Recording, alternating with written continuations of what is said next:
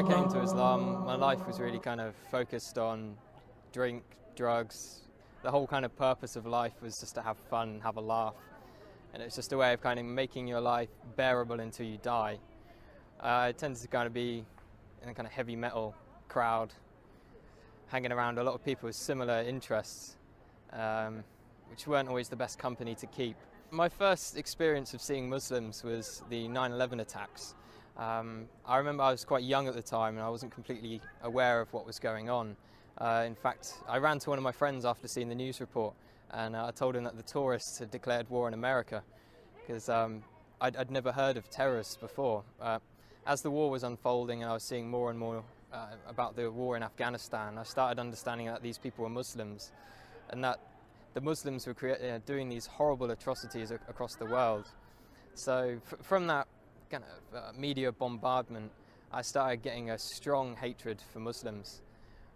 So much, in fact, I tried to join the army 3 times with the goal of wanting to go over there and kill as many of these people as I could, to do my bit for the country and to make it a bit safer for my family.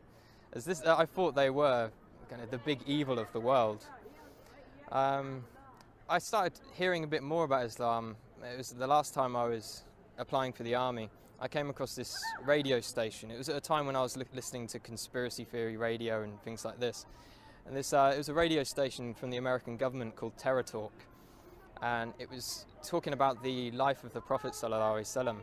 And it just didn't sound right to me that people would follow him from all these evil things they were saying about him. So I started to question what Muslims believed at that time. I was on a spiritual search anyway. At the time I was looking into Norse mythology and paganism, and one of my friends turned to me and said, before you decide on this paganism thing, more. And then I eventually picked up the Quran from my college. When I had it, I actually thought I was picking up a terror book, and I was a bit worried that MI5 were going to come after me as soon as they saw me take it out of the library. But as soon as I started reading the book, it hit me immediately, and I couldn't stop reading it. It sank deep into my heart. And as I kept continuing through the different surahs, I remember reading about the people in the fire having boiling water to drink, burning their throats. And as I could read this and I was living this awful life, I could feel my throat burning, and I could feel kind of how real this thing was and how I had to change. The first day I went to the mosque, I spent all day there reading, and my mum called me in the evening and asked me, where had I been all day? And I said I was at a mosque. She was like, what? No, you can't be at a mosque, you're a Christian. Christians don't go to mosques. And she was very, very shocked and thought I was going down a bad path. That was my mum's original reaction. After a while she started to accept it. She'd done a lot of crying. I'm not too sure why she was crying. I think she felt I was rejecting everything she'd taught me. A lot of people say when they find Islam, it's as if they've come home. And that's just the feeling I get. It's as if me in the past wasn't me at all. I was being controlled by something else. Only good things have happened since I've become Muslim. My life is sorted out, and I've never had so much going on in my life at one time.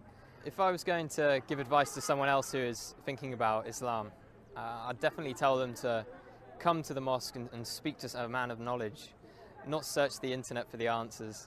There are some good things on the internet, but when you don't know anything about Islam, you can't judge what is right and what is wrong.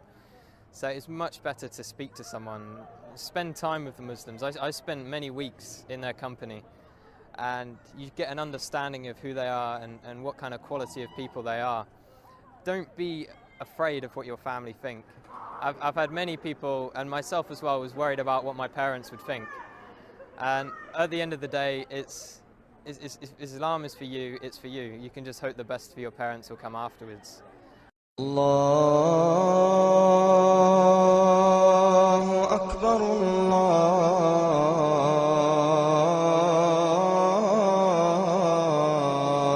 Akbar, Allah.